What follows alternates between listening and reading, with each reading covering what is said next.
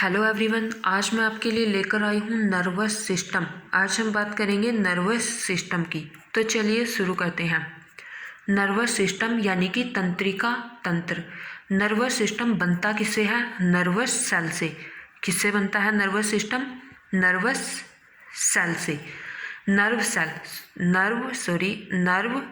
Cell किससे बनता है नर्वस सिस्टम? नर्व सेल से। नर्व सेल शरीर में सबसे लॉन्गेस्ट होती हैं, यानी कि सबसे लंबी होती है। और जो नर्व सेल होती हैं उनकी यदि वो डैमेज हो जाए तो उनकी रिकवर होने की जो प्रोसेस है या जितने चांस है वो सबसे कम होते हैं। यानी कि यदि किसी का ब्रेन या क्योंकि नर्व सेल ब्रेन में होती हैं, यदि वो डैमेज हो जाती हैं तो उनके ठीक होने की संभावना सबसे कम होती है और अगर हम बात करें सबसे ज़्यादा किसकी होती है तो वो होती है लिवर की।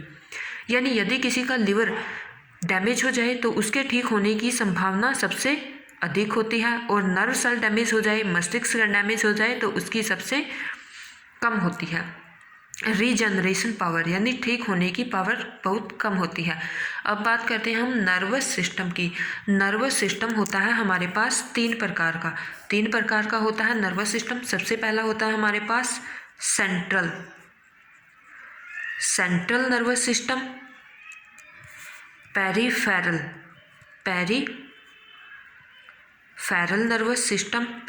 नर्वस सिस्टम और ऑटोनोमिक या ऑटोनोमस नर्वस सिस्टम। ये तीन प्रकार हो गए नर्वस सिस्टम के, सेंट्रल, पेरीफेरल और ऑटोनोमिक। पेरीफेरल यानी कि परिधीय। सेंट्रल मतलब यदि हम जैसे ये है और ये है, ये इसका सेंटर है।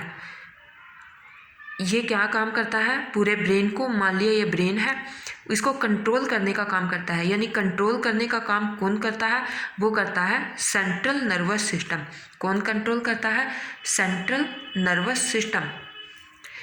और ये है इसका पेरीफेरल, यानी इसके चारों ओर का, इसकी परिधि हम इसको बोल सकते हैं पेरीफेरल। और ऑटोनोमिक होता है स्वायत्त। आगे हम इनकी बात करेंगे। अब हम बात करते हैं सेंट्रल नर्वस सिस्टम, जिसके होते हैं दो पार्ट। सेंट्रल नर्वस सिस्टम के दो पार्ट होते हैं, एक होता है ब्रेन और दूसरा होता है स्पाइनल कॉर्ड यानी कि मेरुरज्जु। स्पाइनल कॉर्ड यानी कि मेरुरज्जु, ब्रेन यानी कि मस्तिष्क।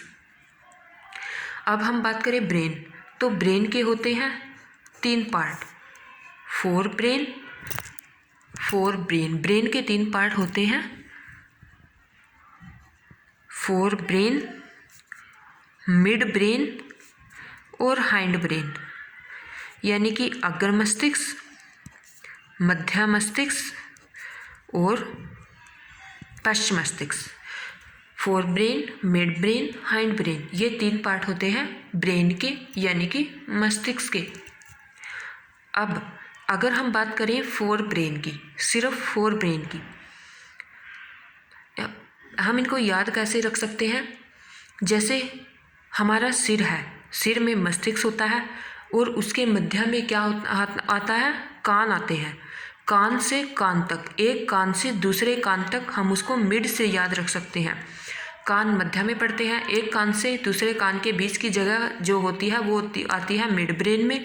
उसके आगे वाला हिस्सा आता है फोर ब्रेन में, उसके पीछे वाला हिस्सा आता है हिंड ब्रेन में। सबसे ज़्यादा आगे वाला हिस्सा होता है, यानी फोर ब्रेन लार्जेस्ट पार्ट हो गया। मिड वाले में कम जगह होती है, ये छोटा पार्ट हो गया, छोटे वाला हिस्सा हो गया, स्मॉलेस्ट पार्ट हो गया। अब हम अगर बात करें फोर ब्रेन की, तो आगे फोर ब्रेन के आगे हम तीन पार्ट में डिवाइड करते हैं।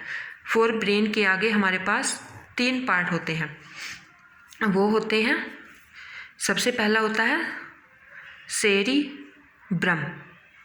सेरिब्रम, जिसको हम प्रमस्तिष्क बोलते हैं। क्या बोलते हैं? प्रमस्तिष्क, सेरिब्रम। दूसरा होता है थैलेमस, और तीसरा होता है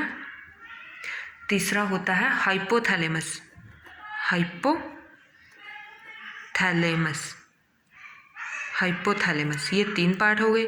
अब इसको याद कैसे करना है? जैसे प्रमस्तिष्क यानी हमारे आगे वाले हिस्से में सबसे पहले माथा आता है। माथे से हम याद रख सकते हैं। जैसे जब भी हम कोई चीज़ सोचते हैं तो अपने माथे पर हाथ रखते हैं। यानी कि सेरिब्रम में हमारे पास थिंकिंग वाला पार्ट आता है, थिंकिंग वाला पार्ट आता है, मेमोरी वाला पार्ट आता है,